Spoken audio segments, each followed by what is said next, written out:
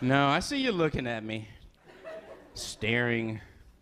I know what some of you guys are thinking, too. What the fuck is Don Cheadle doing here? Yeah. I get that a lot. Usually from white people. White people see me, they're like, hey, Don Cheadle, hi. Loved Iron Man 2. It's great. You know, black people see me, they don't know who I am. They're like, hey, I don't know who you are. Why are these white people paying attention to you? Shit, I'm gonna rob this motherfucker. No, it does. It happens a lot. White people think I'm Don Cheadle. One time I was on an airplane. The flight attendant came over to me. She goes, has anyone ever told you you look like Don Cheadle? I was like, yes, ma'am. It happens a lot. And she goes, are you Don Cheadle? I was like, no. If I was Don Cheadle, I'd say it's me, Don Cheadle. It's nothing to be ashamed of, you know? So she asked me if she can get my autograph. She had no idea who I was. So I was like, yeah, I'll sign it for you. So I signed it. Don Cheadle thinks that you have really nice titties. So there you go. I'm Don Cheadle. No, I'm Tim Meadows. I'm gonna tell you a little bit about myself. It'll be really fun. I'm from Detroit, Michigan. Yeah, thank you. I'm sorry, it's a shithole, but I know, yeah. It's a great town, no, I love it a lot. Detroit is actually a really cool city. I grew up in a rough part of Detroit. Maybe you heard of it, it's called Detroit. You know that area there? No, there's some, Detroit is like a cool, old, historic town. Did you guys know that? It was actually founded by the French fur traders. And Detroit is a French phrase, de toi, which is French for the twat. Sort of describes the city a little bit for you. No, there are some nice areas in Detroit. There really are. There are some nice areas. And actually, if you ever, get out of New York and go to Detroit for a visit, and you find yourself in a nice area, I got news for you. You're in Chicago. So.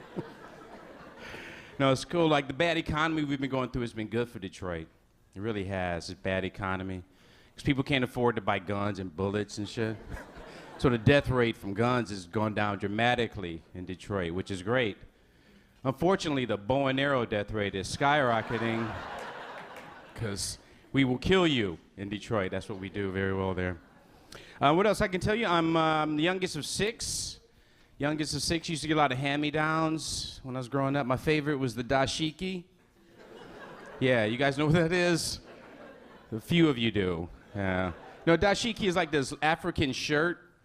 It's really cool. It's like this long, flowing African shirt. I thought it was really cool until I found out dashiki was Swahili for shitty shirt. This is nice. That was a hand-me-down from my brother James. My oldest brother James is the angriest black man you'll ever want to meet in your life. That's how we described him. When I was kids, it was really fun for us because we didn't know what was going to piss him off. So it was really fun just to find out, because you never knew what it was going to be. It'd be like, hey, James, you want a sandwich? Fuck that sandwich. Sandwich can kiss my ass.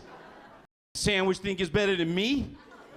Sitting there on the plate with the bread all toasted. Mustard and mayonnaise on both sides of the bread. Turkey all freshly sliced. Yeah, I'll have a sandwich. Thank you, man. So angry. What else? I'm divorced, too. Something else you should know about me. You're applauding that? Thank you so much. Yeah, you lost half of everything. Congratulations, Tim. Thank you, sir. No, it sucks being divorced. It really does. I really hate it. I don't like it at all. I was really depressed, after I got divorced, and I was like, all right, I got to get myself together. So I did. I got sober. I was sober for 2 years. I quit drinking alcohol, quit smoking weed. And that was hard because I love weed. I do. Because one thing you should know about me tonight, ladies and gentlemen, is that I love weed. Yeah. Thank you. No, I do. I love everything about it. I love the smell of it. I love the taste of it. I don't care. I'd eat it raw right at the ground. I don't give a shit. You take me to a weed farm, you'd be like, where's Meadows? Oh, he's over there eating weed right at the ground. No, I love weed. I do. I love it. I love weed. No, man. I couldn't bring any with me either because I had to fly here. So I don't have any weed. And I love weed. No, just because I'm telling you guys how much I love weed doesn't mean I want you to come up to me after the show. Give me some of that sweet New York weed. I'll be right by that sign over there. Yeah. Put it in the weed pocket right here. No, I guess what I'm saying is I'll suck your dick for a joint, all right?